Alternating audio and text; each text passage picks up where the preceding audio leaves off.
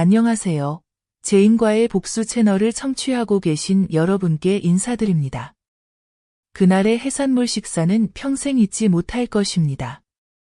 제 아들 동욱이가 전화해서 말했습니다. 엄마, 도시로 올라오세요. 우리 집들이 하니까 꼭 오셔야 해요. 저는 기뻤고 아들이 날 생각해주는구나 싶었습니다. 하지만 고급 해산물 식당에 들어서자마자 마음이 불안해졌습니다. 밝은 조명, 반짝이는 테이블과 의자, 평생 한 번도 시켜본 적 없는 메뉴들 뿐이었습니다.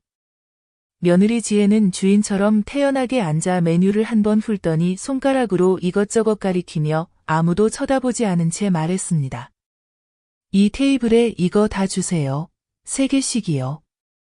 직원은 정신없이 적기 시작했고 너무 많은 메뉴에 손이 떨리는 것 같았습니다. 대충 세어봐도 이미 20가지가 넘었는데 지혜가 또 말했습니다. 30가지는 채워주세요. 저는 깜짝 놀랐습니다. 세상에, 그냥 밥 먹는 건데 무슨 대회 나가는 것도 아니고 바다를 몽땅 쏟아붓는 것처럼 주문하다니. 저는 가만히 앉아 참으며 친구들에게 잘 보이려고 그러나 했지만 테이블엔 부부와 어린 손주, 그리고 저뿐이었습니다. 30가지나 되는 음식을 누가 다 먹을까요? 음식이 계속 나오고 테이블은 무거워졌습니다. 게, 바닷가재, 가리비, 찜 우럭, 구운 꽃게, 튀긴 오징어, 전복, 생굴, 모두 한 번도 젓가락을 대본 적 없는 것들이었습니다. 숟가락을 들고도 손이 떨려 집지도 못했습니다. 그 사이 지혜는 웃으며 직원에게 와인도 더 가져오라고 했고 동욱이는 조용히 앉아 아무 말도 하지 않았습니다.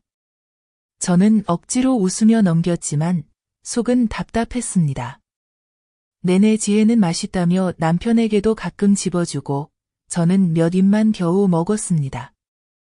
배는 돌덩이처럼 무거웠습니다.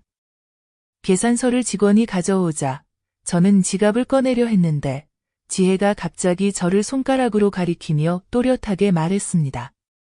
어머니가 내세요. 테이블은 순식간에 조용해졌습니다. 카운터에서 쇠쟁반에 펜 두드리는 소리가 또렷이 들렸습니다. 동욱이가 아내를 보며 말리려 했지만 지혜는 이미 몸을 뒤로 젖히고 팔짱을 낀 채 아무렇지 않은 표정이었습니다. 저는 자세를 바로잡고 쓴웃음을 지으며 얼굴에 피가 오르는 걸 느꼈습니다. 수년간 참고 살아왔지만 오늘은 더 이상 참을 수 없다는 걸 알았습니다. 저는 천천히 냅킨을 내려놓고 일어나 지혜의 눈을 똑바로 쳐다보며 6글자를 말했습니다. 나는 하녀가 아니다. 공기가 얼어붙었습니다. 지혜는 얼굴이 하얗게 질리며 웃음이 사라졌고 식당 직원들도 손을 멈추고 이쪽을 힐끗 봤습니다. 동욱이는 놀라서 벌떡 일어났습니다. 엄마, 무슨 말이에요?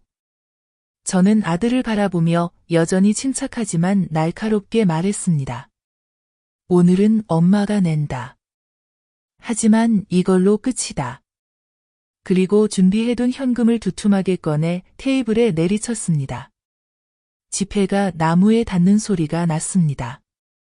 저는 뒤돌아서며 다시 쳐다보지도 않았고 동욱이가 급히 따라왔습니다.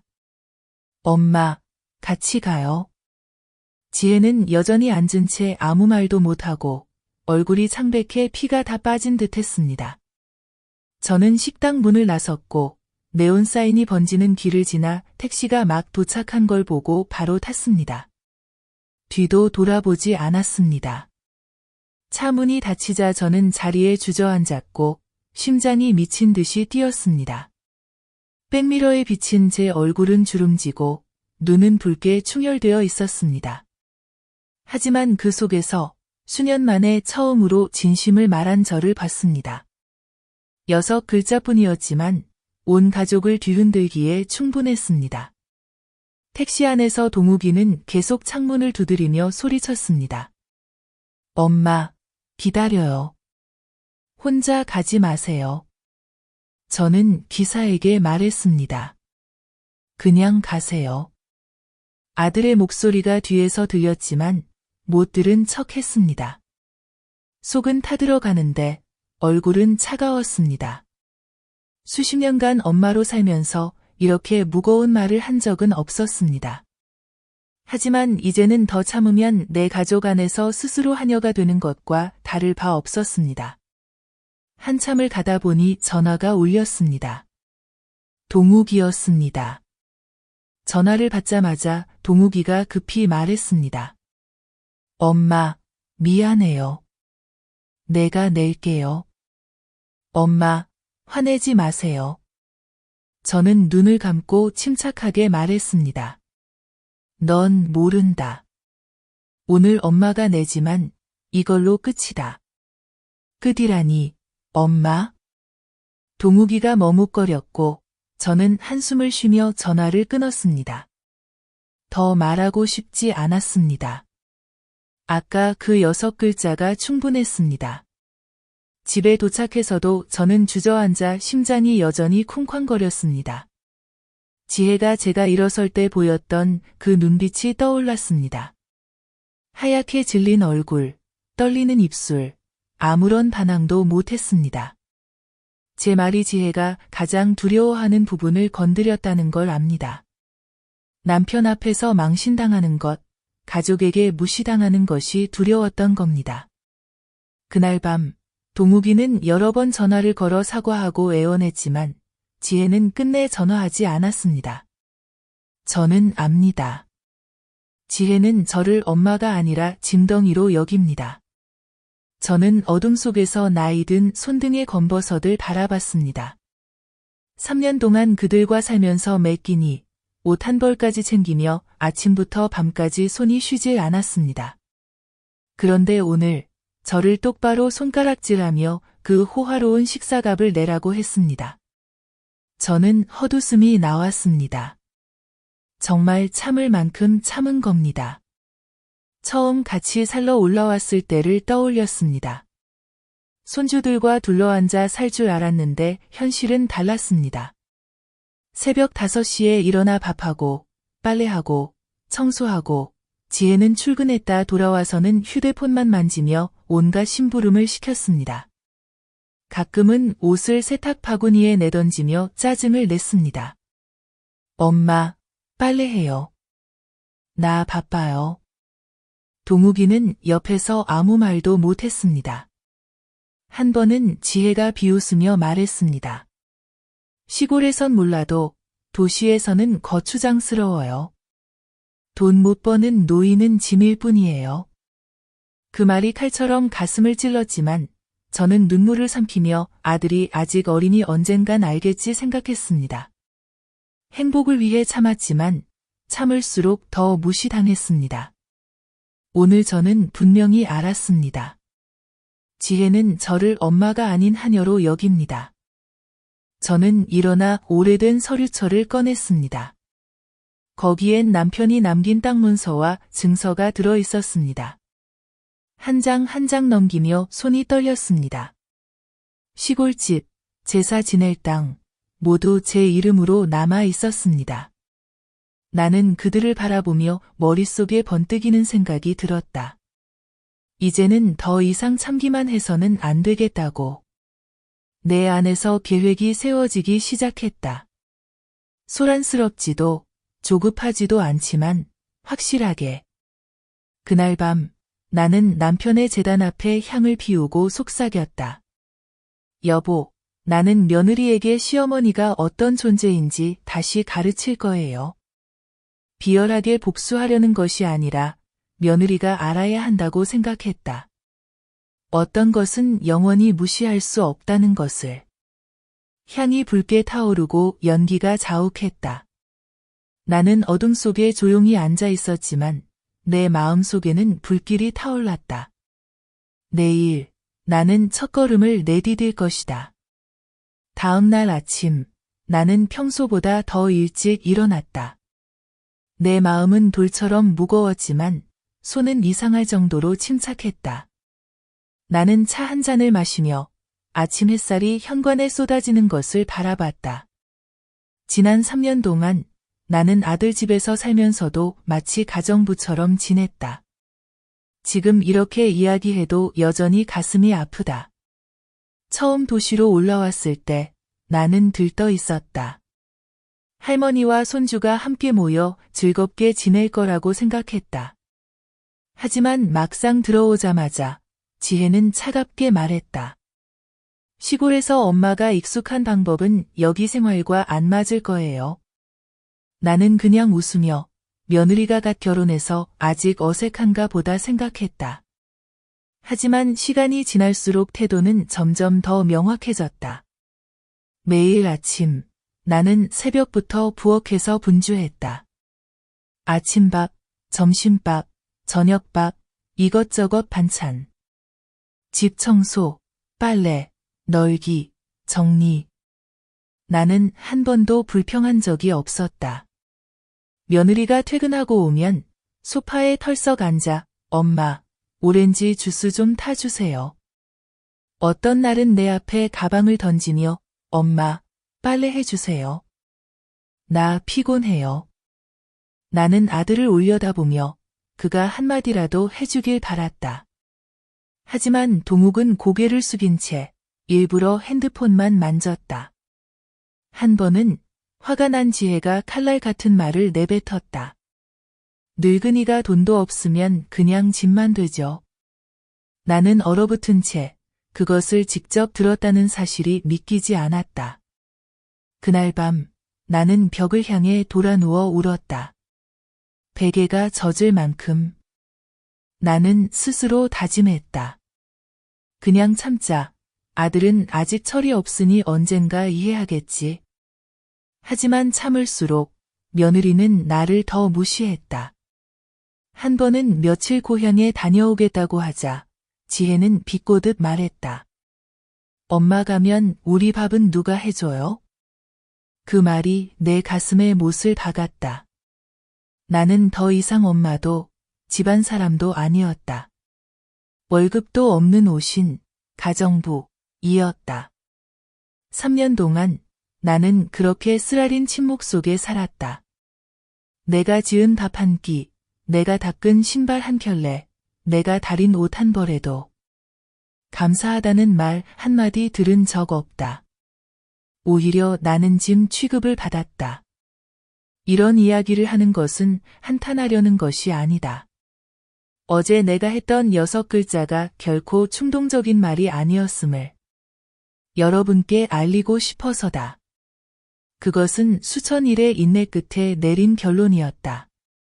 내 아들은 엄마 편에 서야 했지만 침묵을 선택했다. 그는 아내가 나를 마음껏 부려먹게 내버려 두었고 나는 내 집에서 시들어갔다.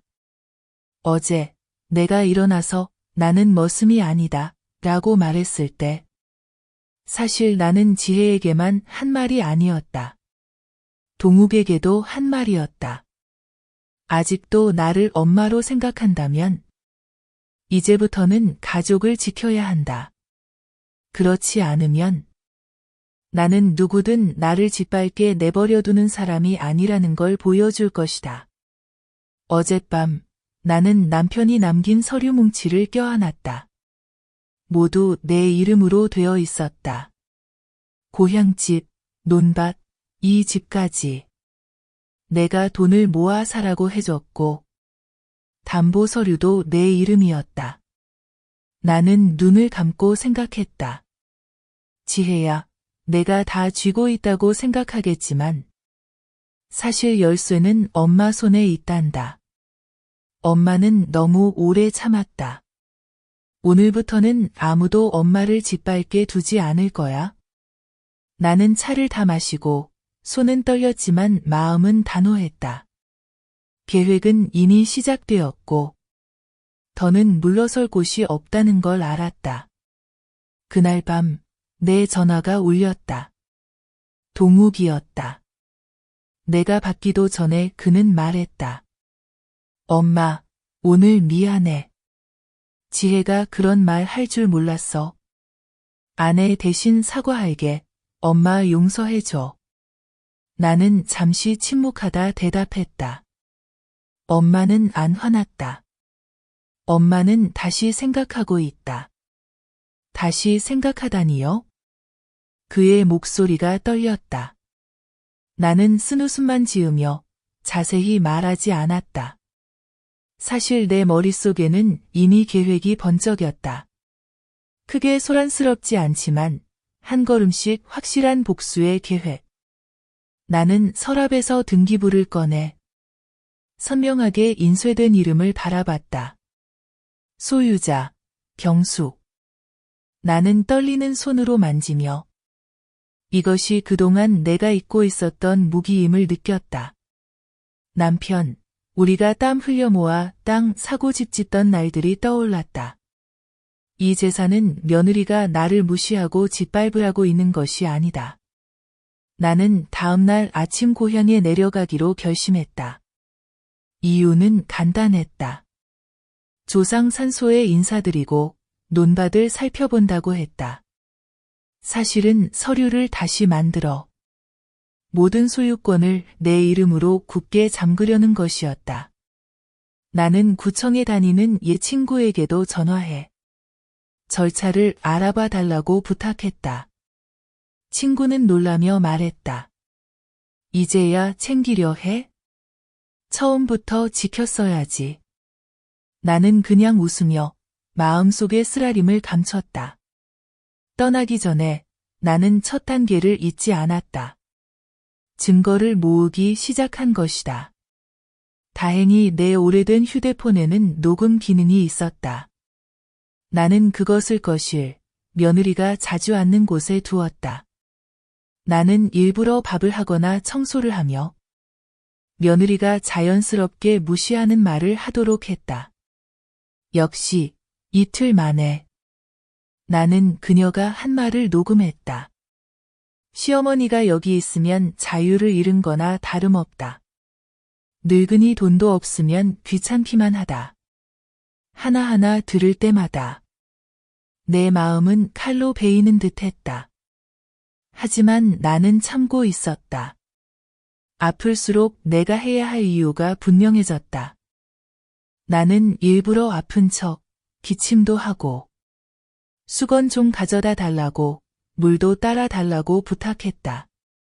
그녀는 짜증을 내며 귀찮다는 듯이 쳐다봤다. 이 모든 것을 나는 기록했다. 사흘 뒤 나는 짐을 쌌다. 지혜가 물었다. 엄마 또 이렇게 빨리 고향 가요? 나는 미소 지었다. 엄마가 논밭이 그리워서 며칠만 다녀올게. 그녀는 돌아서며 비웃는 소리를 냈다. 나는 억지로 참았지만 내 마음속의 불길은 더욱 거세졌다. 계속 비웃어라. 언젠가 내 입이 딱딱하게 굳는 날이 올 테니 버스가 도시를 떠나자. 나는 조용히 앉아 두 손을 꼭 쥐었다. 나는 이제 막 이 판에 첫 수를 뒀다는 걸 알았다. 그리고 이 판에서는 더는 누구도 나를 벼랑 끝으로 몰지 못할 것이다. 제가 고향에 내려간 지 2주가 되었을 때 동욱에게 전화를 걸었습니다. 엄마가 손자가 너무 보고 싶어서 내일 며칠 올라갈게. 그 말을 듣고 동욱은 얼굴에 기쁨이 떠올랐지만 지혜는 분명히 기쁘지 않았습니다. 전화기 너머로 지혜의 머뭇거리는 목소리가 들렸습니다. 네, 엄마 오시면 저희가 준비할게요. 저는 바로 알았습니다. 준비한다는 말은 마지못해 받아들이겠다는 뜻이었습니다. 하지만 오히려 더 가고 싶어졌습니다. 지금이야말로 지혜의 진심을 시험해볼 때라고 생각했으니까요. 작은 가방을 들고 일부러 힘없는 척하며 집에 들어섰습니다. 문을 들어서자마자 저는 소파에 주저앉아 한숨을 쉬었습니다. 아이고, 길이 너무 멀어서 엄마가 피곤하다. 지혜는 가까이에 있었지만 도와주러 오지도 않고 그저 한마디 했습니다. 네, 엄마 쉬세요. 저는 지혜를 똑바로 바라보며 속으로 쓴웃음을 지었습니다. 며느리가 시어머니가 힘들어하는데 물 한 잔 따라줄 생각도 없다면 그동안 써왔던 가면은 이미 벗겨진 것이나 다름없습니다. 며칠 머무는 동안 저는 일부러 자질구레한 부탁을 했습니다. 어느 때는 지혜야, 엄마 이불 좀 가져다 줄래? 또 어느 때는 생선조림 냄비 좀 봐줘. 제가 부탁할 때마다 지혜는 노골적으로 불쾌한 기색을 보이며 입술을 꾹 다물었습니다. 동욱은 하루 종일 일하러 나가 있으니 이런 모습을 보지 못했습니다. 하지만 저는 조용히 휴대폰을 테이블 위에 올려놓고 녹음했습니다. 지혜의 한숨, 짜증 섞인 말 한마디를 모두 남겼습니다. 어느 날 지혜가 무심코 말했습니다. 엄마랑 같이 있으면 좁고 불편해요. 그 말을 듣고 저는 속이 부글부글 끓었지만 겉으로는 여전히 힘없는 척 온화하게 웃었습니다. 그래, 엄마도 너희 부부에게 패 끼치는 것 같아 미안하다. 지혜는 자신이 함정에 빠지고 있다는 걸 전혀 몰랐습니다. 어느 날 저녁, 동욱이 늦게 들어왔고 지혜는 짜증이 났는지 제가 부엌에 앉아있는 걸 보더니 대놓고 말했습니다. 엄마, 이제 나이도 드셨으니 고향에서 편히 지내세요. 여기 오시면 저도 불편해요. 저는 조용히 돌아섰지만 식탁보 밑에 두었던 휴대폰이 그 말을 모두 녹음하고 있었습니다. 며칠 뒤, 저는 짐을 싸서 고향으로 돌아갔습니다. 가기 전에 일부러 기침을 하며 약한 척했고 조용히 당부했습니다. 지혜야, 엄마는 오래 못 있을 것 같아. 손자 잘 돌봐줘. 지혜는 비웃듯이 말했습니다. 네, 엄마 걱정 마세요. 여기선 제가 다 알아서 해요. 저는 돌아섰지만 마음은 얼음처럼 차가웠습니다. 저는 잘 알고 있었습니다. 이 여자에게 다 알아서 한다는 말은 오직 자기 자신만을 위한 이기심일 뿐이라는 것을. 고향에 도착하자마자 저는 휴대폰을 켜서 녹음한 내용을 다시 들었습니다.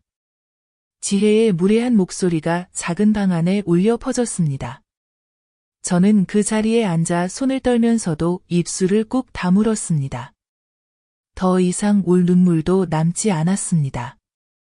울기보다는 저는 펜을 들어 하얀 종이에 한 줄을 적었습니다. 함정은 이미 쳐졌다. 때만 기다릴 뿐.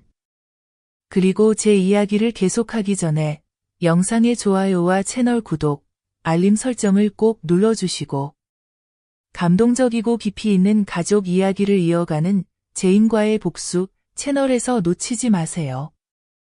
경청해주신 여러분께 감사드립니다. 제 이야기로 돌아가겠습니다. 저는 정면으로 맞서기보다는 그 가족 안에 불안을 심는 방법으로 다음 단계를 시작했습니다.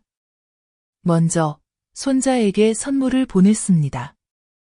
지혜를 거치지 않고 바로 유치원 선생님께 전달했습니다. 작은 봉투를 건네며 부탁했습니다. 이거 손자에게 꼭 직접 전해주세요. 병숙 할머니가 보낸 거라고 말씀해 주세요. 다음 날 저는 선생님께 전화를 걸어 물었습니다. 요즘 우리 손자 학교 생활 어때요? 선생님은 머뭇거리며 대답했습니다. 아이는 착한데 말이 적고 잘 웃지 않아요. 엄마의 관심이 부족한 것 같아요. 그 말을 듣고 제 마음이 아팠지만 화를 꾹 참으며 감사 인사만 했습니다. 하지만 저는 또 하나의 칼날을 얻었습니다. 동욱에게 문자를 보냈습니다. 아들아, 엄마는 손자가 걱정돼. 잘 안 웃고 엄마를 무서워하는 것 같아. 동욱은 전화를 걸어와 떨리는 목소리로 물었습니다. 엄마, 어디서 그런 얘기 들으셨어요? 저는 담담하게 답했습니다. 그냥 사람들이 그러더라. 엄마도 잘은 몰라. 하지만 엄마는 손자가 걱정돼서 그래. 추궁도 비난도 없이 조용히 말했습니다. 그 부드러운 말투가 동욱의 마음을 흔들기 시작했습니다. 그 뒤로 저는 손자에게 영상통화를 자주 걸었습니다. 매번 손자에게 할머니를 엄마라고 불러보렴 하고 가르쳤습니다. 손자는 어색하게 따라 하다가도 부를 때마다 웃었습니다. 그 웃음소리를 들으며 저는 손자를 조금씩 제 편으로 끌어오고 있다는 걸 알았습니다. 어느 날 저는 손자에게 물었습니다. 지혜, 엄마 좋아해? 손자는 고개를 저으며 조그맣게 말했습니다. 엄마가 자꾸 나를 때려. 저는 충격을 받았지만 침착하게 녹음 버튼을 눌러 그 목소리를 저장했습니다.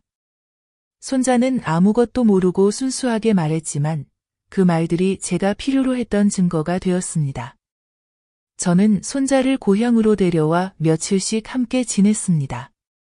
올 때마다 손자는 경숙 할머니만 불렀습니다. 한 번도 엄마를 애타게 부른 적이 없었습니다. 그 거리감은 제가 일부러 만든 것이 아니라 지혜 스스로 만든 것이었습니다. 동욱은 점점 저에게 더 자주 물었습니다. 엄마, 요즘 우리 안에 이상한 거 없어요? 저는 조용히 웃으며 대답했습니다. 엄마도 잘 모르겠다. 하지만 내 아내가 손자에게 어떻게 하는지 다시 한번 생각해봐. 더 이상 비난도 소란도 없었습니다. 저는 그저 동욱의 마음에 의심을 심었습니다. 그 의심이 커지면 결국 동욱 스스로 진실을 마주하게 될 것입니다. 고향에서 오래된 나무장롱을 정리하다가 우연히 누렇게 변색된 편지 한 통을 발견했습니다. 남편이 돌아가시기 전에 남긴 손편지였습니다. 잉크는 번졌지만 글씨는 또렷했습니다. 이 모든 재산은 내 아내 경숙에게 남긴다. 그녀만이 유일한 결정권자다. 저는 그 자리에 얼어붙은 듯 앉았습니다.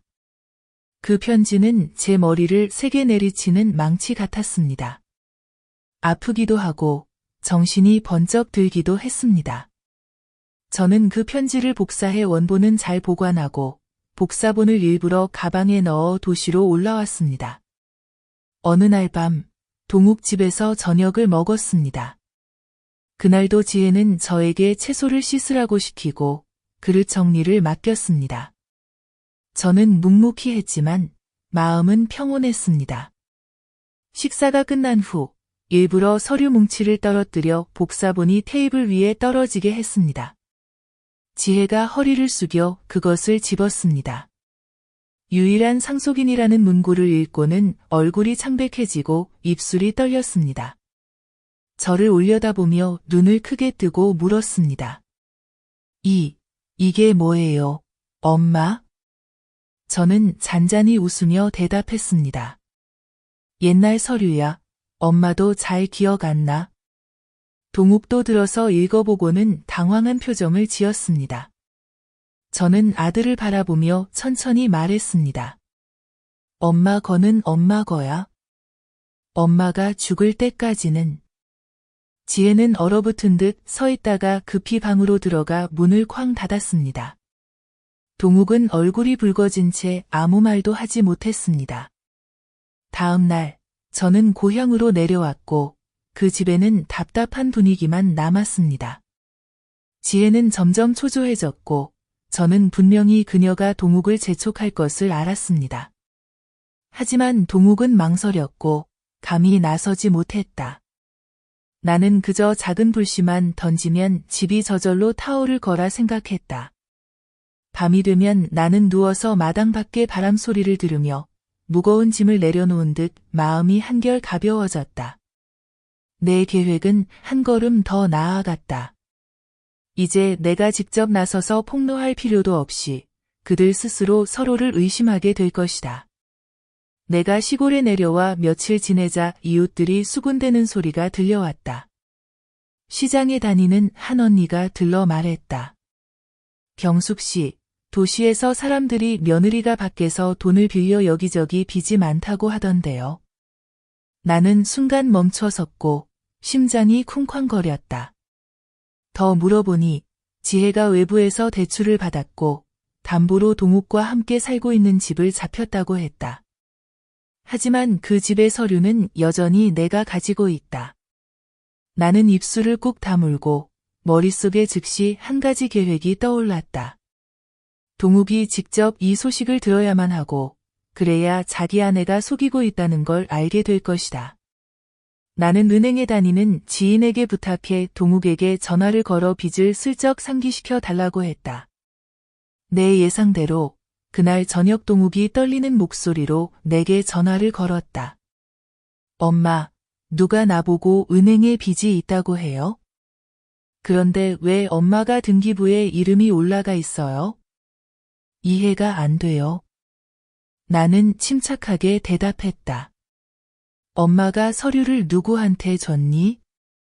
내 아내한테 다시 물어봐라. 나는 전화를 끊었다. 잠시 후 다시 동욱에게서 전화가 왔고 이번엔 뒤에서 고함치는 소리도 섞여 있었다. 지혜가 소리쳤다.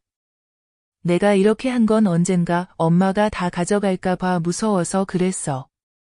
나는 또렷이 들었다. 동욱은 소리쳤다. 내가 엄마가 무서워서 그런 거야? 아니면 진실이 드러날까 봐 무서운 거야? 부부는 크게 다투었다. 나는 끼어들지 않고 남편의 제단 앞에 앉아 향을 피우며 조용히 말했다. 여보, 보셨죠? 저들이 스스로 드러내고 있네요. 나는 그저 지켜볼 뿐이에요. 다음 날, 나는 손자를 데리고 시골로 데려가기로 결심했다. 나는 솔직하게 말했다. 여기 있으면 아이가 우울해져. 엄마랑 몇 달만 같이 지내자. 기분 전환도 될 거야. 아이는 나를 꼭 껴안고 주저없이 고개를 끄덕였다. 지혜는 막으려 했지만 아이는 손을 놓지 않았다. 나는 며느리를 바라보며 차가운 미소를 지었다. 아이들은 누가 진심으로 사랑하는지 잘 알아. 나는 손자를 안고 차에 올랐다. 지혜는 대문 밖에서 얼어붙은 채 얼굴이 핏기 하나 없이 서 있었다. 그 순간부터 나는 전세가 내 쪽으로 기울기 시작했음을 알았다. 손자를 데리고 시골에 온 지 며칠 되지 않아 전화가 계속 울렸다. 어느 때는 동욱, 어느 때는 낯선 번호였다. 나는 뭔가 일이 생겼음을 직감했다. 과연 은행이라는 목소리가 동욱에게 전화를 걸어 연체된 빚을 상기시켰다.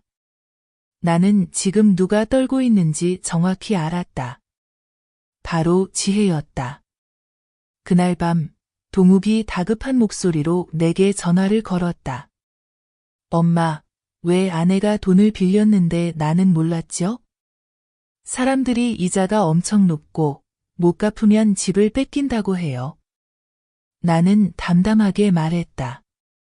그 집 서류는 여전히 엄마 손에 있어. 그걸 담보로 잡혔다 해도 다 거짓말이야. 이제 정신 차려라. 뒤에서 지혜의 우는 소리가 들렸다. 내가 이렇게 한 건 언젠가 엄마가 다 가져갈까 봐 무서워서야. 우리 부부가 빈털터리가 될까 봐. 동욱이 소리쳤다. 그럼 엄마가 무서워서 그동안 나한테 다 숨긴 거야? 탁자와 의자가 넘어지는 소리가 들렸다. 나는 더 이상 들을 필요 없이 전화를 끊었다.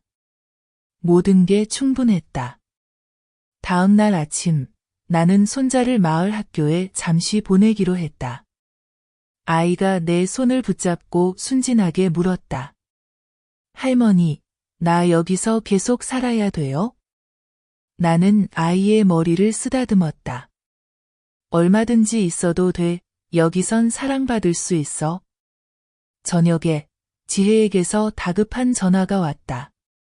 엄마, 제발 아이를 돌려보내 주세요. 내가 말실수했지만 정말 아이를 사랑해요. 나는 비웃으며 말했다. 지혜, 사랑한다면서 아이를 그렇게 겁주니? 지혜는 아무 말도 하지 않고 나는 전화를 끊었다. 그날 밤 나는 온 가족을 집으로 불렀다. 나는 낡은 TV를 켜고 지혜가 나를 무시하던 녹음과 엄마가 다 가져갈까봐 무서워라고 외치는 부분을 재생했다. 모두가 숨을 죽였다. 누군가 혀를 찼다. 정말 무서운 며느리가 집안을 망친다. 한 어른이 동욱을 바라보며 엄하게 말했다. 아내를 제대로 가르치지 않으면 내 인생도 망친다. 동욱은 얼굴이 붉게 달아올라 고개를 숙였고 지혜는 마당에 서서 한마디 한마디를 듣고 얼굴이 창백해졌다. 나는 더 이상 말하지 않고 그저 지혜를 똑바로 바라보며 천천히 말했다. 이 집의 며느리가 되고 싶다면 먼저 사람부터 되어야 한다. 지혜는 고개를 돌리고 눈물을 흘렸지만 나는 그게 후회가 아니라 두려움이라는 걸 알았다. 가족 회의가 끝난 뒤 온 마을에 내 며느리 이야기가 퍼졌다. 내가 굳이 말하지 않아도 모두가 수근거렸다. 지혜가 시어머니를 무시한대. 남편 몰래 빚지고 집까지 노렸다더라. 그녀의 명예는 내가 생각한 것보다 더 빨리 무너졌다. 나는 멈추지 않았다. 나는 지혜가 외부에서 대출받을 때 직접 쓴 차용증을 준비했다. 복사본을 몇 장 더 만들어 봉투에 넣었다. 그리고 지혜를 불러 말했다. 지혜야, 엄마가 너랑 단둘이 얘기하고 싶다. 지혜는 초췌한 얼굴로 눈이 빨갛게 부어 찾아왔다. 나는 봉투를 그녀 앞에 놓았다. 이게 빚 문서야. 내가 원하면 엄마가 경찰에 넘길 수도 있다. 지혜는 덜덜 떨며 입술을 달싹였다. 엄마, 제발요. 잘못했어요. 나는 똑바로 바라보며 담담하게 말했다. 엄마가 아무것도 모른다고 생각했니? 엄마를 쓸모없는 사람, 짐짝으로 여겼지. 하지만 넌 착각했어. 엄마에겐 증거가 충분해. 엄마가 내놓기만 하면 내 명예뿐 아니라 미래도 끝장이야. 지혜는 오열하며 무릎을 꿇었다. 한 번만 용서해 주세요. 나는 마음이 흔들리지 않았다. 그녀의 눈물로 내가 그동안 당한 모욕이 씻어지지 않는다. 나는 일어나 그녀를 바닥에 남겨둔 채 말했다. 용서할지 말지는 오늘이 아니야. 내가 스스로 고쳐야 해. 그날 이후 나는 지혜의 태도를 녹음한 파일을 동욱의 친정집에 보냈다.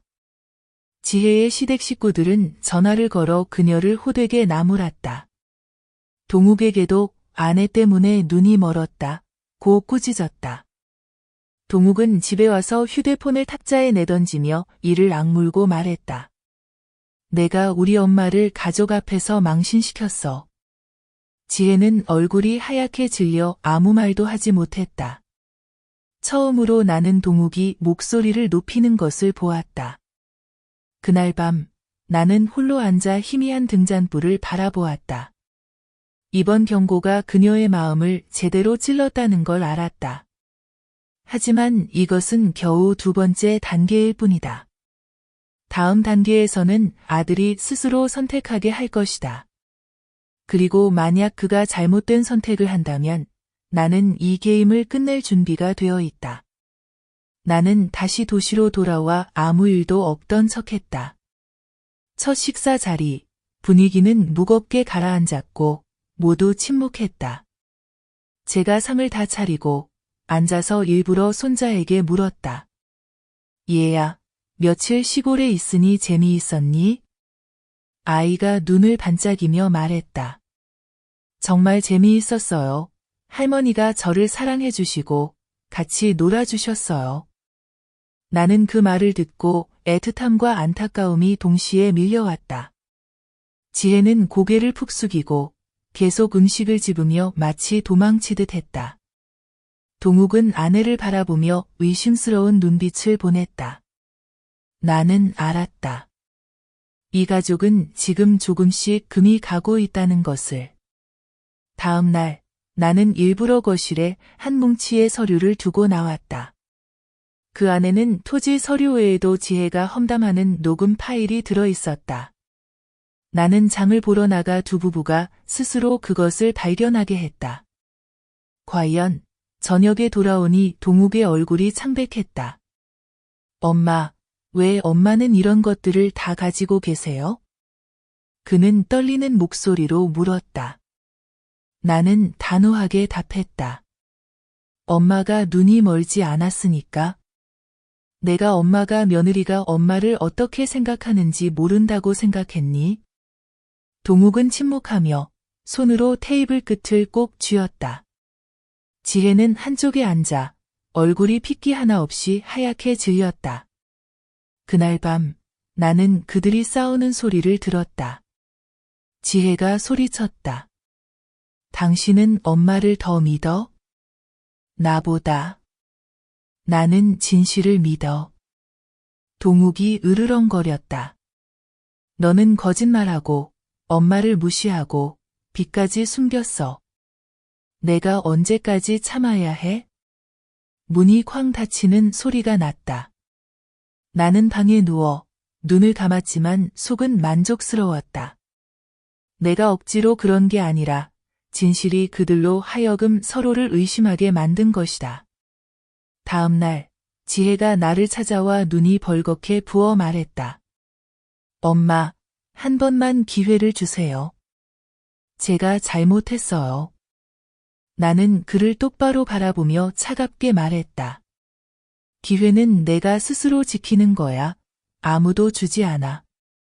앞으로 내가 하는 말, 하는 일, 엄마가 다 보고 다 들을 거야. 그는 고개를 숙이고 흐느꼈다. 그러나 나는 마음이 약해지지 않았다. 다음 수를 나는 이미 준비해두고 있었다.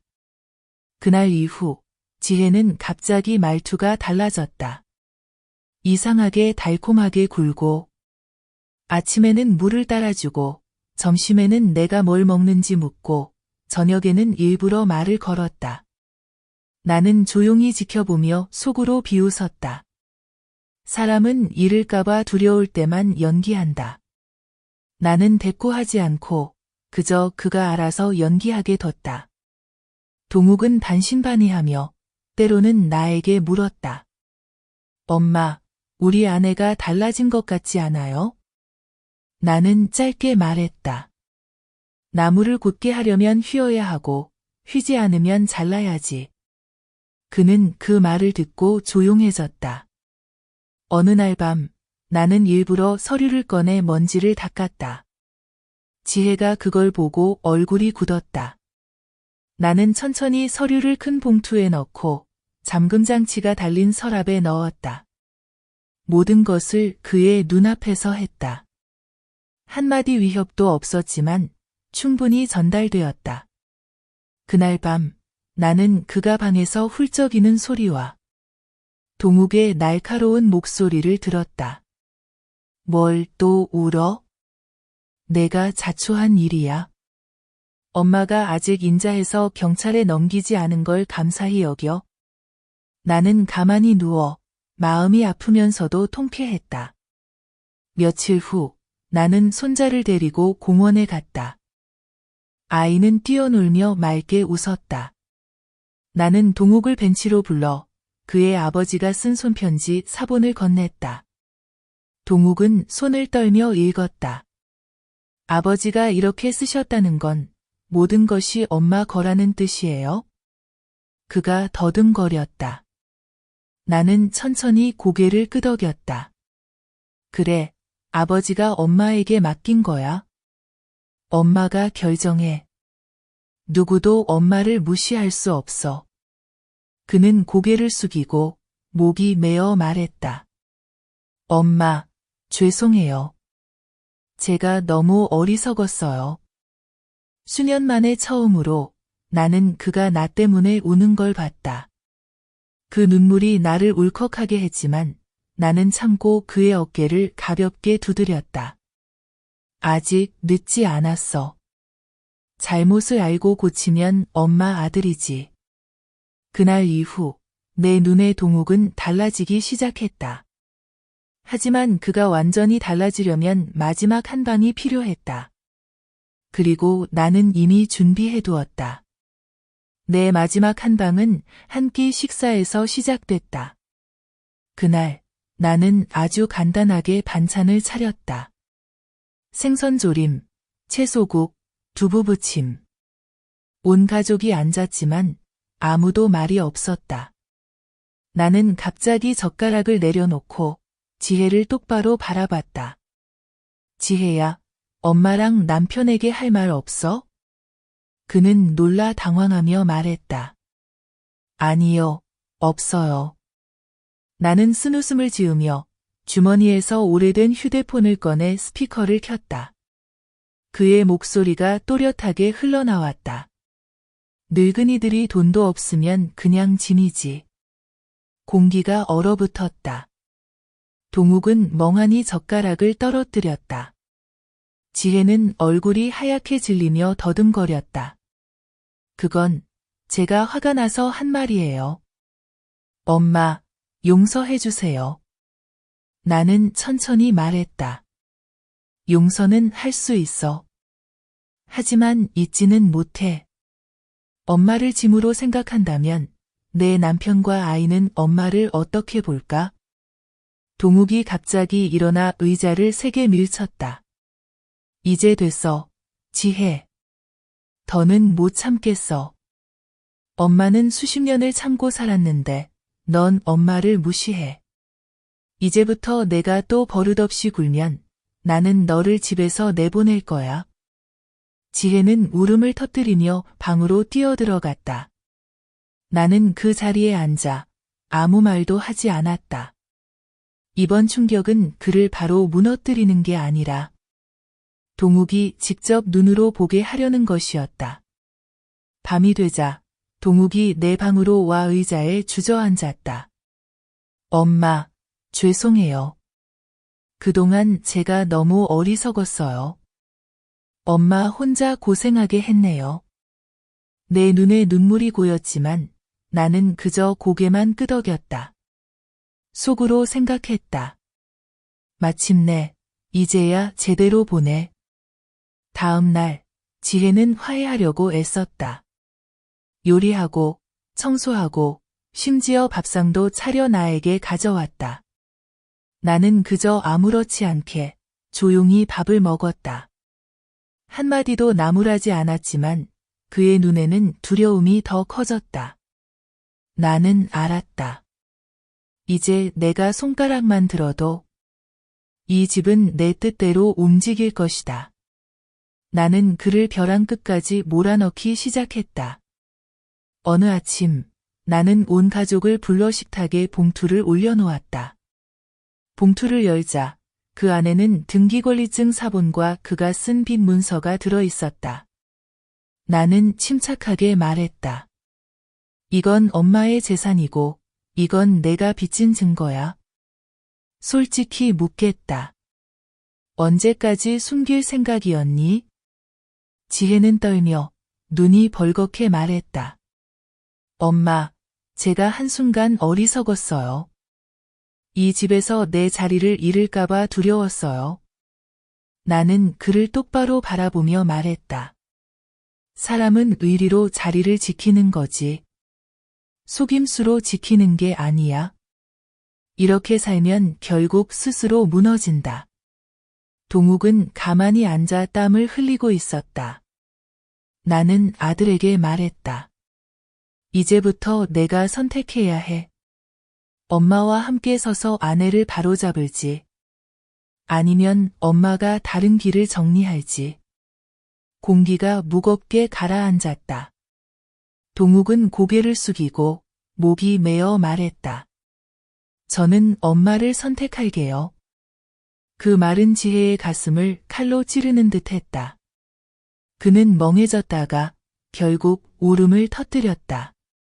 나는 위로하지 않고 서류를 챙기며 단호하게 말했다. 이제부터 이 집안의 모든 일은 엄마가 결정한다. 그날 이후로 지혜는 그림자처럼 행동했다. 걷고 움직일 때도 몰래 더 이상 나에게 소리치거나 명령하지 못했다. 하지만 나는 알고 있었다. 분명히 속으로는 온갖 생각이 뒤엉켜 있을 것이다. 주도권을 잡기 위해 나는 손자를 더 자주 시골로 데려가기 시작했다. 아이가 엄마와 점점 멀어지고 나와 익숙해지도록. 매번 돌아올 때마다 아이는 나를 꼭 껴안고 제잘거렸다. 저는 경숙 할머니랑만 살래요. 나는 지혜가 구석에 서서 눈에 눈물이 맺힌 채 아무 말도 못하는 걸 보았다. 두려움이 그녀의 목을 꽉 조이고 있었다. 어느 날 밤, 나는 그녀가 몰래 누군가에게 전화를 거는 것을 들었다. 떨리는 목소리로 말했다. 나 이제 길이 없어. 시어머니가 다 쥐고 있어. 언젠가 쫓겨날까 봐 무서워. 나는 문 밖에서 한마디 한마디를 들으며 마음이 얼음처럼 차가워졌다. 마침내 그녀도 깨달았다. 모든 것이 내 손 안에 있다는 것을. 다음 날 아침, 나는 일부러 두 부부를 마당으로 불러냈다. 의자를 가운데 놓고 똑바로 앉아 천천히 말했다. 오늘은 분명히 말할게. 이 집, 저 땅, 모두 내 거다. 내 아들이 잘 지키면 상속받을 수 있다. 하지만 누가 우습게 보면 나는 다 팔아버리고 시골에 혼자 내려가 살 거다. 동욱은 고개를 푹 숙이고 말이 없었다. 지혜는 온몸을 떨며 두 손으로 옷자락을 꼭 쥐었다. 나는 그녀를 똑바로 바라보며 한 글자씩 또박또박 말했다. 이제부터 나는 누구의 하녀도 아니다. 나는 일어나서 안으로 들어갔다. 고요한 마당만 남았다. 나는 그 말이 두 사람 머릿속에 모처럼 박혔다는 걸 알고 있었다. 며칠 뒤, 낯선 남자에게서 전화가 왔다. 낮은 목소리로 말했다. 경숙 씨, 조심하세요. 며느리가 빈 문서를 팔아넘기려 해요. 다른 사람에게 떠넘기려고 해요. 전화를 끊고 나는 한숨을 쉬었다. 사람이란 욕심이 앞서면 돌이키기 어렵다. 나는 생각했다. 이제 마지막 한 방을 쓸 때가 됐다고. 그날 저녁, 나는 소박하게 밥상을 차리고 두 사람을 불렀다. 식사 중에 나는 가방을 세계 식탁에 내려놓았다. 안에는 모든 증거 빈문서, 녹음, 남편의 친필 편지가 들어 있었다. 나는 동욱을 바라보며 단호하게 말했다. 아들아, 내가 다 갖고 있다. 봐라, 이게 진실이다. 내 아내가 숨기고 싶으면 알아서 말하라고 해. 동욱은 손을 떨며 한 장 한 장 들여다봤다. 지혜는 얼어붙은 채 얼굴이 하얗게 질렸다. 마지막으로 나는 못을 박았다. 이제부터 모든 지출은 내가 관리한다. 이 집에서 아무도 마음대로 빚지지 못한다. 며느리가 한 번이라도 다시 그러면 바로 경찰에 넘길 거다. 아무도 감히 반박하지 못했다. 밖에서는 모기 소리만 윙윙거릴 뿐 무거운 심장 소리를 덮었다. 그날 밤, 지혜는 조용히 내 방으로 들어와 무릎을 꿇었다. 어머니, 제가 정말 잘못했어요. 한 번만 살 길을 주세요. 나는 그녀를 한참 바라보다가 겨우 한마디 했다. 길은 내 손에 있다. 나는 주지도 막지도 않는다.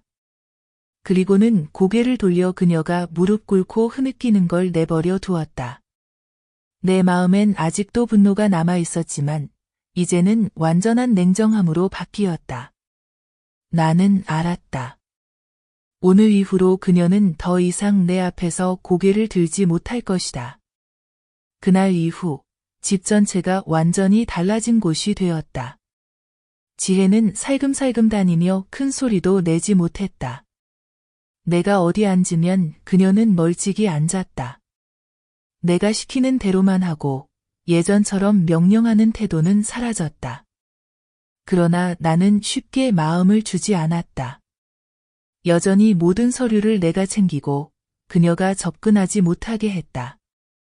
나는 알았다.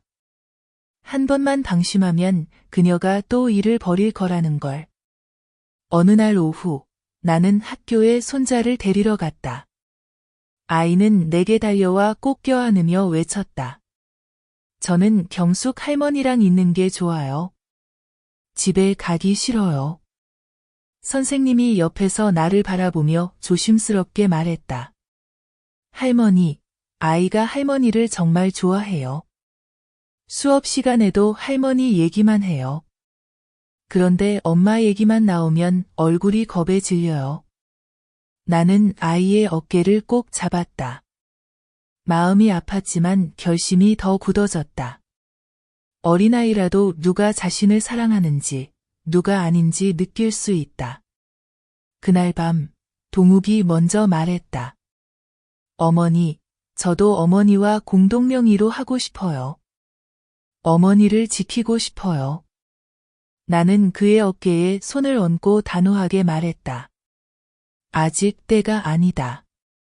행동으로 먼저 보여라. 나는 예전처럼 쉽게 넘기지 않는다. 동욱은 고개를 끄덕이며 더는 조르지 않았다. 나는 그가 변했다는 걸 알았다. 적어도 나에겐. 지혜는 다음 날 선물 몇 개를 사왔다. 수건, 과자 상자 등을 식탁에 올려놓으며 말했다. 어머니, 기분 좋게 사용하세요.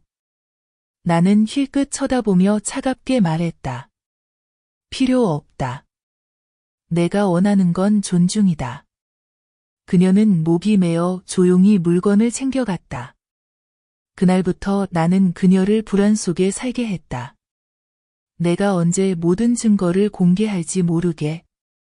내 시선 하나, 짧은 말 한마디도 그녀에겐 목을 조르는 밧줄과 같았다. 그리고 나는 그녀가 알길 바랐다. 내 오랜 인내는 끝났고 이제 남은 건 대가뿐이라는 것을. 어느 아침 나는 일부러 일찍 일어나 마당에 차를 내놓았다. 동욱을 불러 앉혀놓고 바로 말했다. 아들아, 진심으로 묻는다. 만약 내가 없어진다면 내가 이 재산을 아내에게서 지킬 수 있겠니? 그는 놀라더니 고개를 숙였다. 어머니, 한 번도 깊이 생각해 본 적 없었어요. 하지만 이제는 알아요. 더 강해져야 해요. 나는 그를 바라보며 천천히 말했다. 내가 살아있는 한 내가 지킨다. 하지만 언젠가는 내가 쥐어야 한다. 그렇지 않으면 모두 합당치 않은 자에게 넘어갈 거다. 그는 고개를 끄덕이며 눈시울을 붉혔다. 나는 내 말이 그의 가슴에 깊이 박혔다는 걸 알았다. 그날 오후, 지혜는 또 속임수를 썼다. 손자를 따로 데리고 놀러 가자고 졸랐다. 아이는 내 손을 붙잡고 울면서 말했다. 가기 싫어요. 엄마가 때릴까 봐 무서워요. 나는 손자를 안고 지혜를 똑바로 바라보며 말했다. 잘 들었니? 아이는 거짓말을 모른다. 아이가 널 무서워한다는 건 내가 너무 많이 잘못했다는 뜻이다. 지혜는 얼굴이 하얗게 질려 얼어붙었다. 밤이 되자 동욱이 폭발했다. 그는 식탁을 세게 내리치며 말했다. 더는 못 참겠다. 넌 아이 엄마 자격이 없어.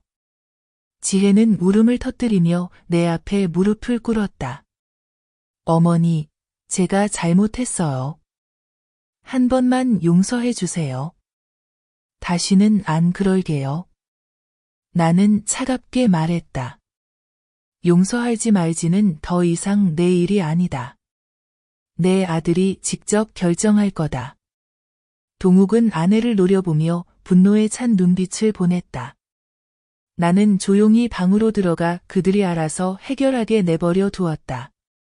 내 마음속엔 이제 끝이 가까웠다는 걸 알았다. 더 이상 소리치거나 직접 나설 필요도 없었다. 내가 가만히 있기만 해도 이 집은 떨릴 것이다. 그리고 지혜도 머지않아 고개를 숙일 수밖에 없을 것이다. 다음 날 아침, 내가 마당에 나서자 집안에서 다투는 소리가 들려왔다.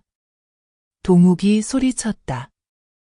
난 더 이상 참을 수 없어. 너는 엄마를 무시하고, 빚도 숨기고, 이제는 아이까지 무섭게 만들었어. 너 이 가족을 망치고 싶은 거야? 지혜는 흐느끼며 남편의 팔을 붙잡았다. 나는 그냥 모든 걸 잃을까 봐 무서워. 엄마가 다 가져갈까 봐. 동욱이 그녀의 손을 뿌리쳤다. 오히려 내가 다 망치고 있어. 엄마는 한 번도 남의 것을 빼앗은 적 없어. 내가 한 일은 내가 책임져. 나는 방에 들어가 그 광경을 말없이 바라봤다.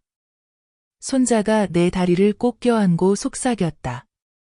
할머니, 저를 버리지 마세요. 나는 손자를 안아 올리며 마음의 한기가 스며들었다.